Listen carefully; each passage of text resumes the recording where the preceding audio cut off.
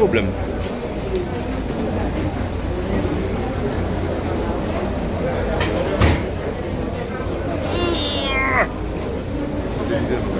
Ah, faut mon cher.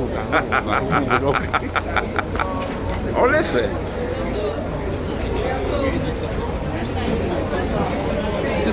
Non.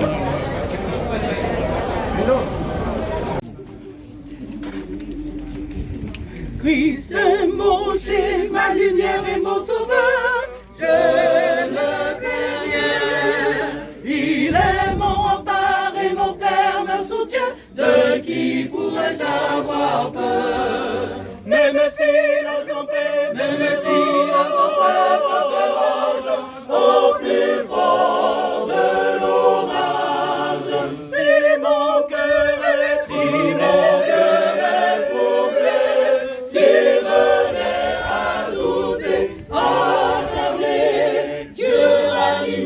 toujours mon courage et je suis consolé et je suis consolé. Mon âme espère en l'éternel, mon âme espère en l'éternel, qu'un chant s'élève au Dieu du ciel, qu'un chant s'élève au Dieu du ciel, mon âme espère en l'éternel, mon âme espère en l'éternel, mon âme espère en l'éternel, qu'un chant s'élève au Dieu du ciel, qu'un chant s'élève au Dieu du ciel, mon âme espère en l'éternel.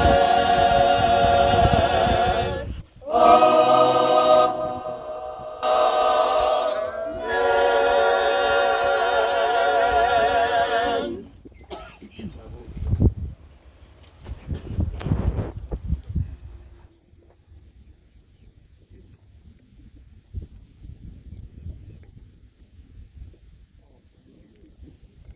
Mesdames, Mesdemoiselles et Messieurs, chères familles, amis, frères et sœurs, j'aurais pu dire cet après-midi que vous avez l'habitude. J'aurais pu le dire, C'est pas pareil. mais c'est pas pareil. Et on ne peut jamais s'habituer à la mort. On ne peut jamais s'habituer à la mort. Et surtout si c'est la mort d'un proche. Même s'il y avait plusieurs d'une même famille qui mouraient en même temps ou l'un après l'autre successivement, chaque personne est différente. Et à chaque fois, il faut faire un deuil. Et il faut faire un deuil pour chaque individu de la famille. Donc j'imagine que cet après-midi, même si vous êtes là, vous êtes courageux, vous êtes fort, mais dans votre cœur, ça ne va pas. Et il faut l'admettre. Il faut admettre que nous sommes des humains. Et parce que nous sommes des humains, eh bien, ce que Dieu avait dit au départ s'applique pour tout humain. Ce que nous aurions voulu empêcher, nous ne le pouvons pas. Votre mère, votre grand-mère, votre arrière-grand-mère a vécu longtemps, très longtemps. Mais malheureusement, il a fallu qu'elle s'en aille, qu'elle aille s'endormir jusqu'au retour de Jésus. Et aujourd'hui, vous vous trouvez dans une position d'orphelin. C'est une réalité. Parce que lorsqu'on n'a plus de parents vivants, on devient orphelin. Mais Jésus a une parole qui fortifie tous les orphelins. Cette parole se trouve dans Jean chapitre 14. Et il dit ceci. Et moi je prierai le Père et il vous donnera un autre consolateur. Il vous donnera un autre consolateur afin qu'il demeure éternellement avec vous. Et ce qu'il dit un peu plus haut, c'est qu'il dit, je ne vous laisserai pas orphelins. Et je vous donnerai un autre consolateur. Le Christ veut que ses enfants soient consolés. Lorsque nous lisons le livre d'Ésaïe, Ésaïe parle aussi de Christ. Mais lorsque le Christ part, il dit, je ne vous laisserai pas sans consolateur. Je vous donnerai le consolateur des consolateurs, celui qui sera tout le temps avec vous. Et lorsqu'il dit dans Matthieu chapitre 28, ceci, il dit, je m'en vais, mais vous ne serez pas seuls. Vous ne serez jamais seuls. Et il dit, je serai avec vous tous les jours jusqu'à la fin du monde. Cet après-midi, ce que je veux vous dire, c'est que votre mère repose en paix, en attendant le retour de Jésus. Mais vous n'êtes pas seul. Vous n'êtes pas seul parce que le consolateur, l'Esprit Saint, l'Esprit de vérité, il est là. Et il est là pour vous consoler. Il va vous donner des paroles que moi je ne peux vous donner, que pasteur Uriti n'a pas pu vous donner, même si nous disons des paroles venant du Saint-Esprit, parce que c'est contenu dans la parole de Dieu. Mais le consolateur parlera à vos cœurs pour vous consoler et pour mettre un baume sur vos cœurs. La douleur est là, elle est vive. Vous allez pleurer, c'est sûr. Quand vous passerez à la maison, vous remarquerez que maman n'est plus là, que mamie n'est plus là, que tati n'est plus là, que mamie Popo n'est plus là. Eh bien, certainement, ça va vous faire mal. Mais rappelez-vous toujours que le consolateur est là. Et c'est lui qui vous consolera. Mon vœu pour chacun d'entre nous cet après-midi, famille Polydore, et vous autres qui avez perdu un parent il n'y a pas si longtemps que cela, ou encore il y a déjà quelques années, vous qui sentez que vous n'êtes pas consolés, tournez-vous vers le grand consolateur, celui qui donne un baume, celui qui sait soigner ceux qui sont dans la souffrance. Et il dit qu'il ne nous laissera pas dans la détresse. On sera épuisé, mais il sera là pour nous relever.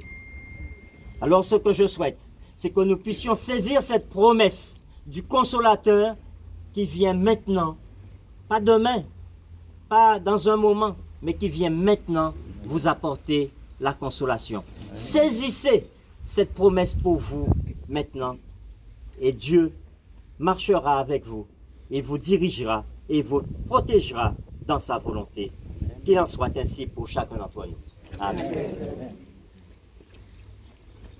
Et c'est ce que nous ferons, chers amis, juste avant de déposer la dépouille de notre bien-aimé dans le tombeau. Nous allons justement nous tourner vers ce consolateur dont Ronnie a parlé. Donc je vous invite à tourner vos cœurs alors que je vais prier, demander à Dieu de passer dans cette assemblée, non seulement aujourd'hui, mais dans la suite des temps, pour vous apporter la consolation nécessaire. Prions ensemble.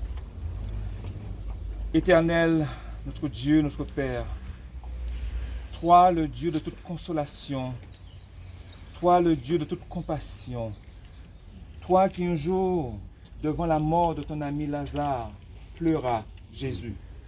Tu es en mesure de comprendre les larmes qui sont pour toi un langage compréhensif. Alors cet après-midi, Seigneur, nous nous prosternons devant toi, nous nous humilions devant toi et nous nous approchons de ton trône afin de te demander une nouvelle fois de condescendre et d'être le consolateur, d'être celui qui va passer un baume sur le cœur endolori de tes enfants, d'être celui qui va fortifier le courage, la foi de tes enfants, d'être celui qui va revigorer notre espérance, afin qu'au-delà de ce moment, nous puissions déjà entendre et entrevoir Jésus qui revient pour nous donner la grande consolation de tous les siècles, alors que pour toujours dans son royaume nous serons réunis. Que ta paix, que ta bénédiction, ta grâce repose sur tes enfants. Nous te l'avons demandé, Seigneur, humblement, mais avec confiance, avec foi, avec l'assurance que tu es au milieu de nous et que tu répands ta bénédiction sur tes enfants au nom de Jésus. Amen. Amen. Mesdames, Messieurs, chers parents, juste avant de déposer mamie Popo, Tazi pour d'autres, sur Polydor, juste avant de la déposer dans ce lieu où elle va se reposer, nous voulons, au nom de la famille, remercier tous ceux qui nous ont assistés cet après-midi. Merci pour tes forces, la votre cabane. Merci de votre présence autour de nous. Nous avons ressenti vos mots, nous avons ressenti vos regards, nous avons ressenti vos sourires. Cela nous a fait du bien. Nous voulons vous dire combien votre présence nous a fait du bien. Merci au pasteur 16 pour ces mots, cette promesse qu'il nous révèle. Merci à pasteur Uguiti pour les mots qu'il a donnés. Je voudrais remercier tous ceux qui ont présenté les chants cet après-midi. Merci à toute l'équipe des pompes funèbres, à nos chers collègues qui nous ont assistés depuis hier soir. Il y en a encore d'autres aujourd'hui. Merci de votre présence autour de nous. Cela nous fait du bien. Je pense que le moment est venu pour que maman aille se reposer. Mais juste avant, je voudrais vous dire que nous vous attendons après l'inhumation au centre funéraire Polydor pour que nous puissions prendre une petite collation ensemble. Vous continuerez à nous assister jusque-là, tous ceux qui pourront. Merci de votre présence, merci à tous.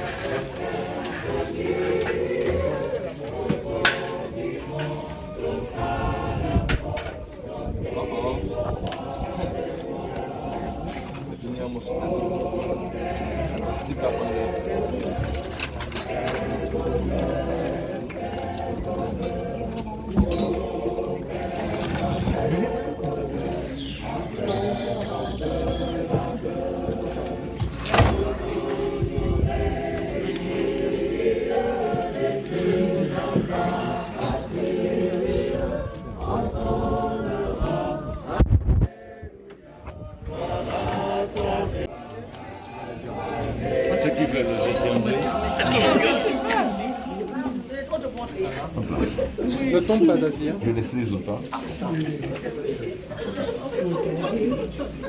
Pour les bonnes de Calais,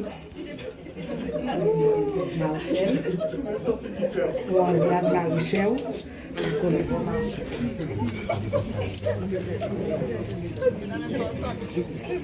Excuse-moi, je vais prendre ma prise. T'as dit quoi? Oui, au revoir. Oui. Ça a bloqué là. Ah, c'est bon. Voilà. See you.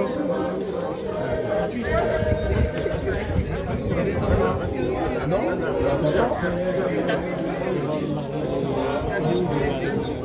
c'est bon, tu vois ou pas? Ah, c'est bon.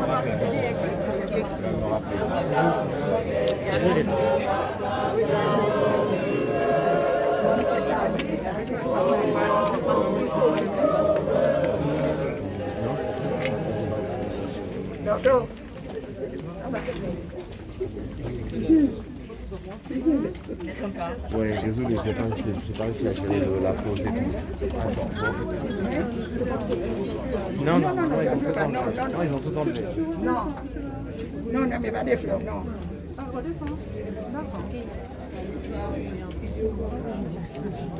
Non, mais si mon mari est commencé à faire il n'y avait pas des fleurs dessus.